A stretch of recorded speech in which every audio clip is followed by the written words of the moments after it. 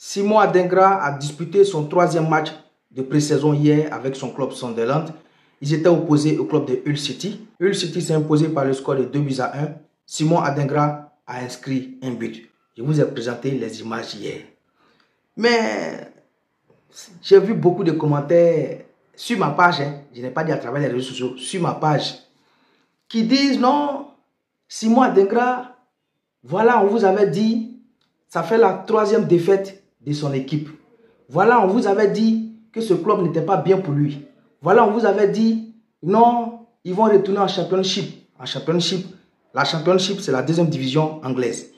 On vous avait dit ceci, on vous avait dit cela.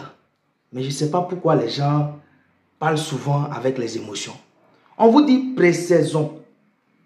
Pré-saison, ça veut dire, c'est des matchs pour préparer la nouvelle saison.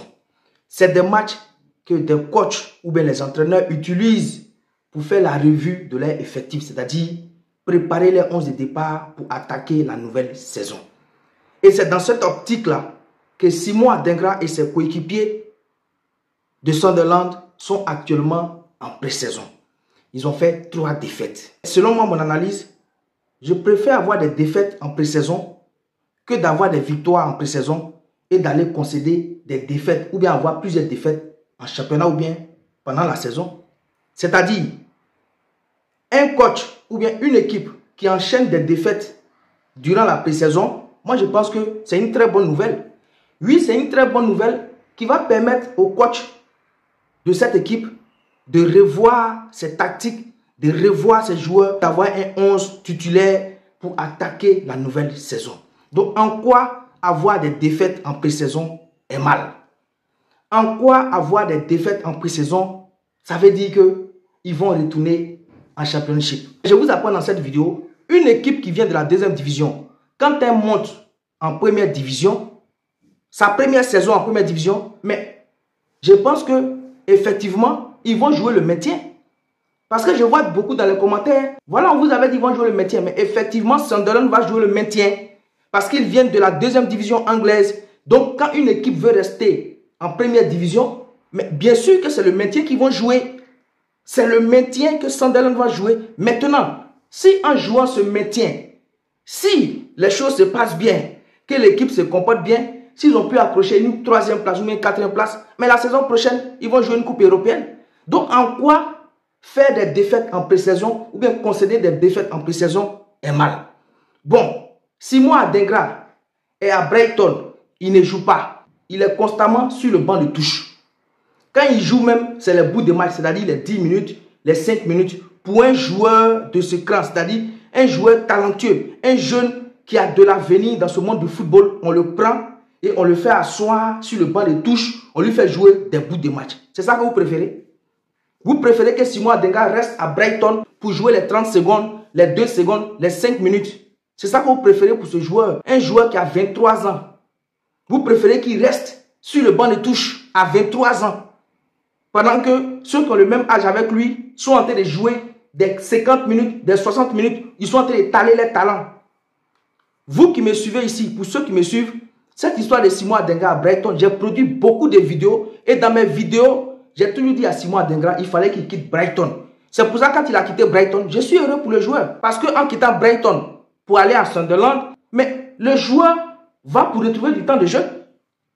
Le joueur va pour retrouver du temps de jeu. Et si vous avez remarqué, depuis qu'il a débuté la pré-saison avec Sunderland, mais il est tout le temps titulaire. Et hier, c'était sa 3e titularisation. Il a inscrit un but. Mais c'est déjà de bon augure. Il donne déjà une bonne image de lui au coach qui est là.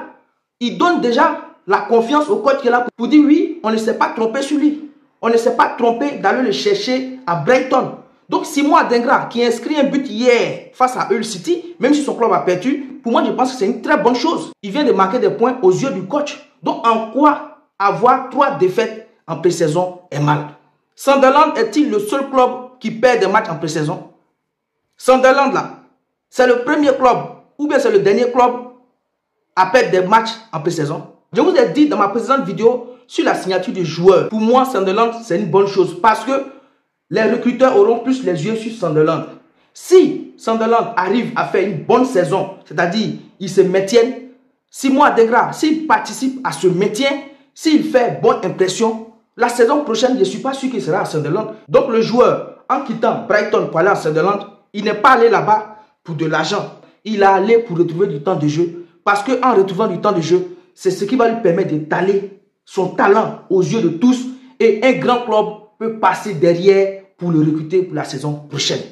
Voici la stratégie que Simon Adingra a établie. Parce qu'un joueur de ce cran a besoin du temps de jeu. Même si Sunderland retourne en deuxième division la saison prochaine, c'est-à-dire la saison qui va commencer dans 2 jours, là, même si Sunderland retourne en deuxième division et que Simon Adingra a fait bonne impression, il a marqué les esprits avec Sunderland, il peut se retrouver dans un autre club anglais, il peut se retrouver dans un autre championnat. Donc, encourageons le joueur au lieu de venir dire du n'importe quoi. Bon, on nous dit pourquoi il n'a pas accepté Marseille. Bon, il n'a pas accepté Marseille. Vous savez aussi ce que Marseille a proposé. Vous connaissez les conditions. Vous savez pourquoi il a accepté ce challenge. C'est un challenge en allant à Sunderland. Encourageons les joueurs au lieu de les décourager. Pour moi, là, je le dis et je le redis encore. Même si Sunderland va enchaîner même 80 000 défaites dans cette pré-saison, Simon Adingra a fait un bon choix d'aller en Sunderland. Parce que là-bas, il aura du temps de jeu pour étaler tout son talent.